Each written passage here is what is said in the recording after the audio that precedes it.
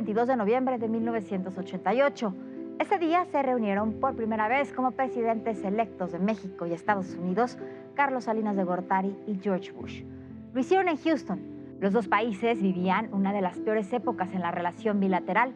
Miguel de la Madrid y Ronald Reagan nunca se habían entendido y al escándalo del caso Camarena se sumaron las reiteradas crisis económicas generadas en México a partir del gobierno de José López Portillo.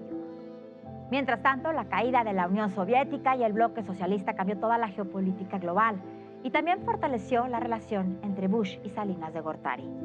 Después de una visita al Foro Económico Mundial de Davos, terminó convencido de aceptar una propuesta que ya se le había hecho en Houston: firmar un tratado de libre comercio al que se incorporaría también a Canadá.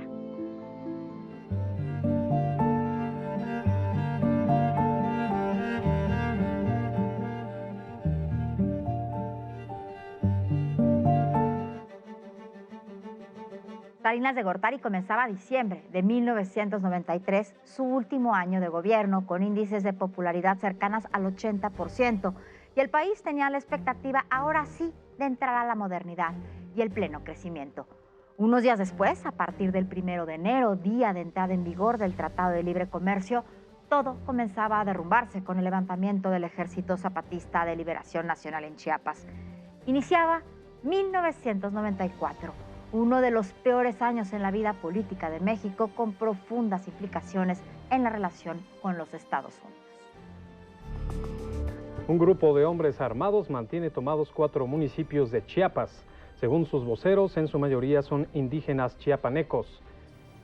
Profesionales de la violencia, nacionales y un grupo extranjero, ajenos a los esfuerzos de la sociedad chiapaneca, asestaron un doloroso golpe a una zona de ese estado y al corazón de todos los mexicanos.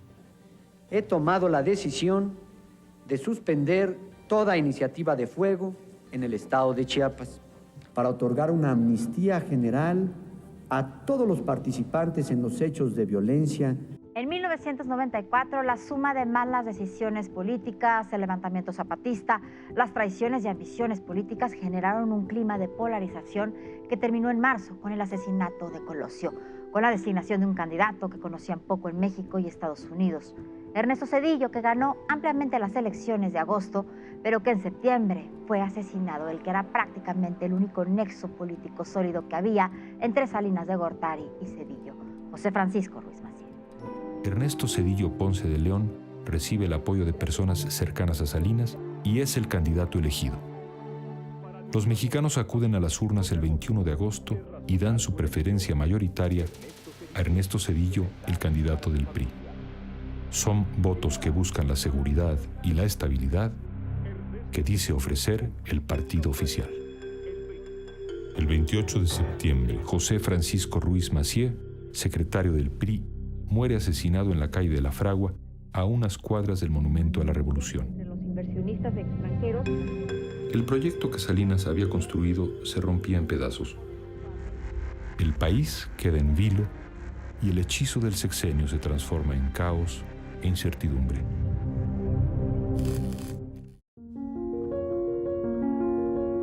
En ese ambiente, el crimen organizado se había comenzado a involucrar cada vez más en la política. En los dos grandes crímenes cometidos en ese año pudo operar la conjunción del crimen organizado con la política, el de Luis Donaldo Colosio y el de José Francisco Ruiz Massieu. Ese involucramiento nunca quiso ser investigado por el fiscal especial de casos durante la primera mitad del gobierno de Ernesto Zedillo, el tristemente célebre Pablo Chapa Besanilla. General Domiro García, quien antes de ser jefe de seguridad de Colosio, fue subjefe del Estado Mayor Presidencial en el gobierno de Carlos Salinas de Gortari, denunció las presiones a las que fue sometido por Pablo Chapa Besanilla. Mi intención al grabar este cassette es que nunca se haya escuchado, que no sea necesario que nadie se dé cuenta de lo que me ha ocurrido, de lo que me pasa, de la gran tensión a que soy sometido todos los días, con qué esperanzas me levanto. Sí sé que en cualquier momento Chapa Besanilla y sus secuaces pueden venir a aprenderme acusándome de algo que yo no he hecho. Desde este mi humilde hogar señalo como el responsable de todas las cosas que me han ocurrido, del acoso a que me ha sometido, de las cosas que me ha inventado. Y lo más triste del caso es que la aventura de acusarme ha involucrado a su jefe, a ese señor que se llama Lozano Gracia, quien ha pecado de ingenuo creyéndole todas las tonterías que Chiapa Besanilla ha inventado. El 6 de marzo, Colosio pronuncia un valiente discurso que lo distancia de Salinas. Yo veo un México de comunidades indígenas que no pueden esperar más a las exigencias de justicia, de dignidad y de progreso. Frente a Chiapas, los priistas debemos de reflexionar como partido de la estabilidad y la justicia social. Nos avergüenza advertir que no fuimos sensibles. Él sí haría la reforma política. Él sí separaría al PRI del gobierno. 2 semanas después, al terminar un mitin en Tijuana, y mientras avanza entre la multitud, un hombre se puede acercar lo suficiente al candidato para poder disparar y matarlo.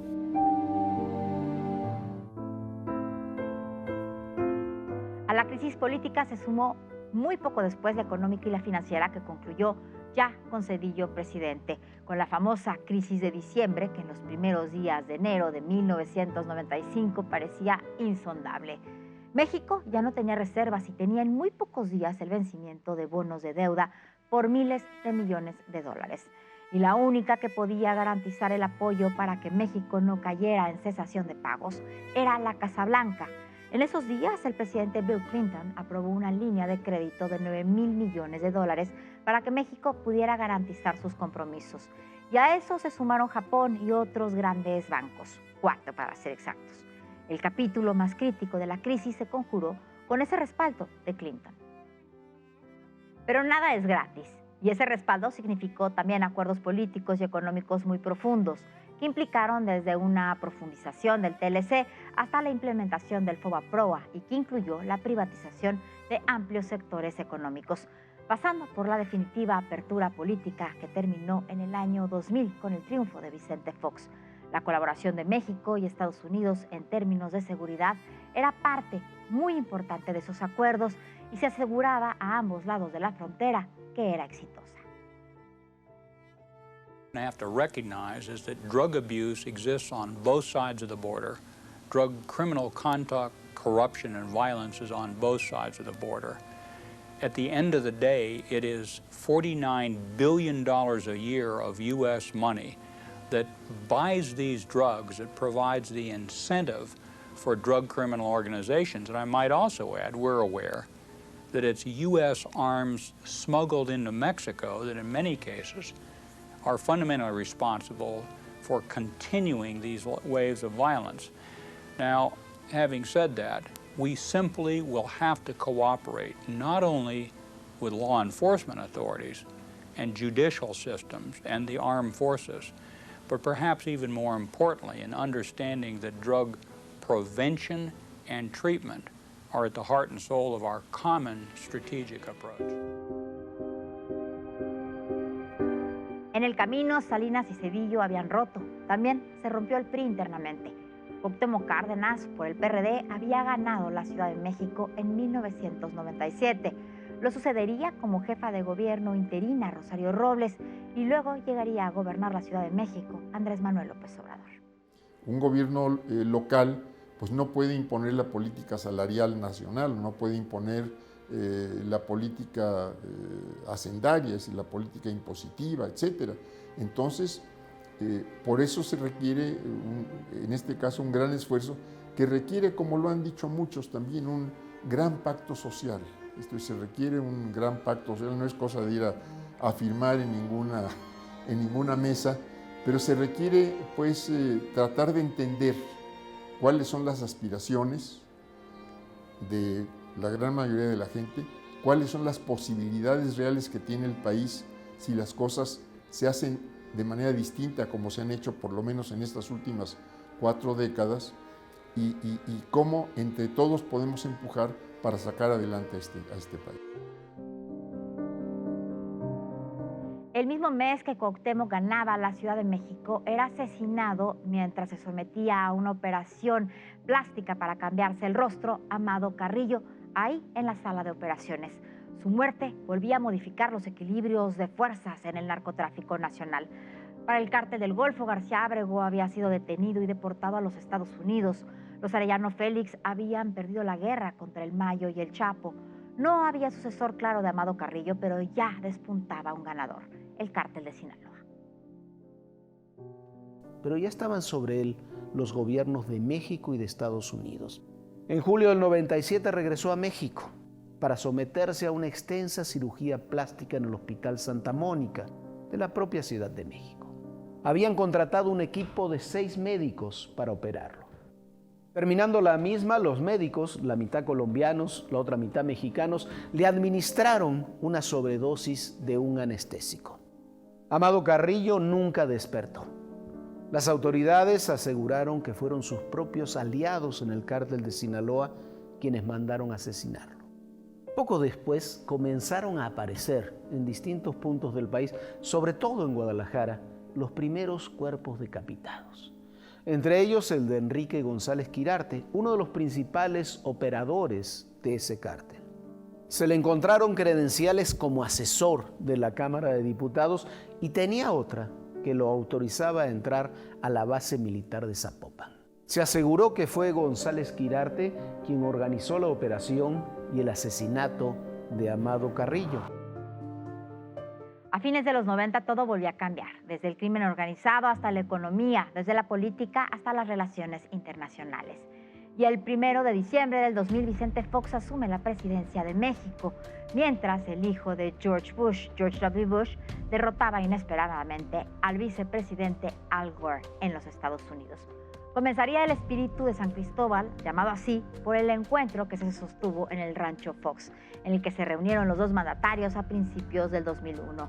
Ahí se declararon una amistad eterna que duró muy poco. Semanas después surgen los atentados del 11 de septiembre que hicieron estallar esa relación.